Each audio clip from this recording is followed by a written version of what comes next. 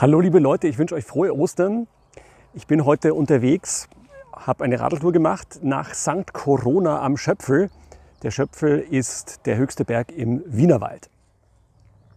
Und St. Corona ist natürlich nicht nur lustig zurzeit, sondern ich finde, es ist auch ein interessanter Anstoß, über das nachzudenken, wie wir zurzeit in der Kirche mit allen unseren Angeboten tun und wie wir miteinander umgehen.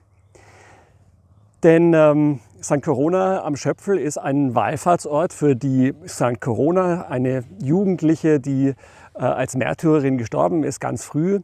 Und natürlich liegt uns Evangelischen es total fern, eine Wallfahrt zu machen zu dieser Heiligen, die tatsächlich aber für Seuchen zuständig wäre.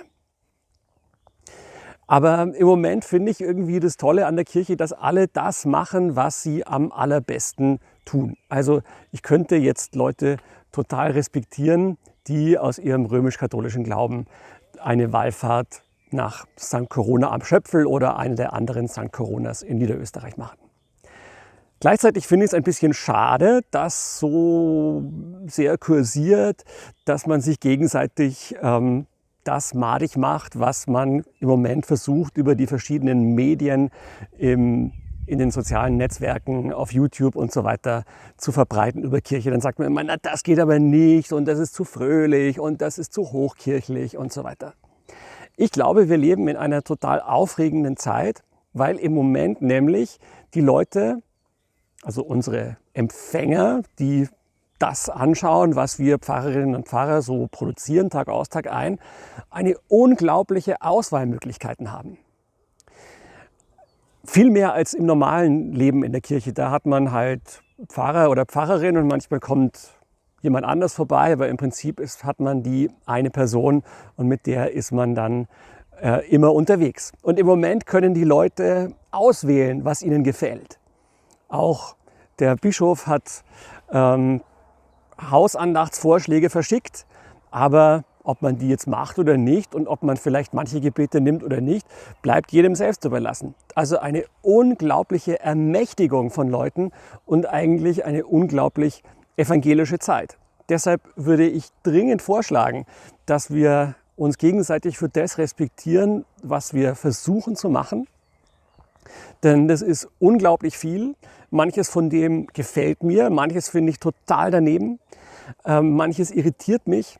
Ich muss aber sagen, dass ich den allergrößten Respekt habe vor den Dingen, die mir natürlich voll gefallen, aber auch vor den Sachen, die mich absolut irritieren, weil sie mit meiner eigenen Spiritualität so überhaupt nichts zu tun haben.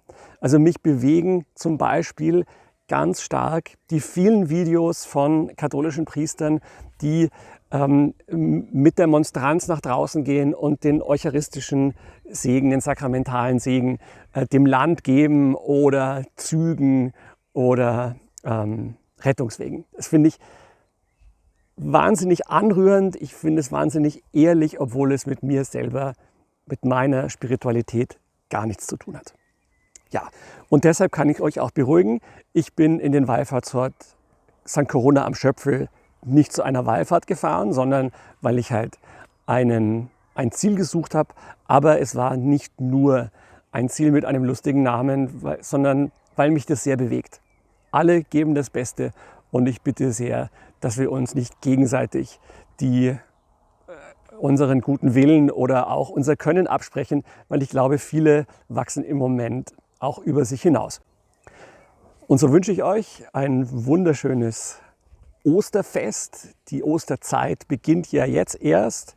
Die Hoffnung ist, dass wir uns früher oder später dann wieder von Angesicht zu Angesicht sehen werden. Vielleicht auch nur von Auge zu Auge, wenn wir Masken tragen müssen in der Kirche. Aber das wissen wir alles noch nicht genau. Derweil schaut, was euch taugt im Internet und habt eine Freude daran, was ihr als Pfarrerinnen und Pfarrer von den anderen seht oder was ihr als Christinnen und Christen seht, was so im Netz alles unterwegs ist. Alles Gute.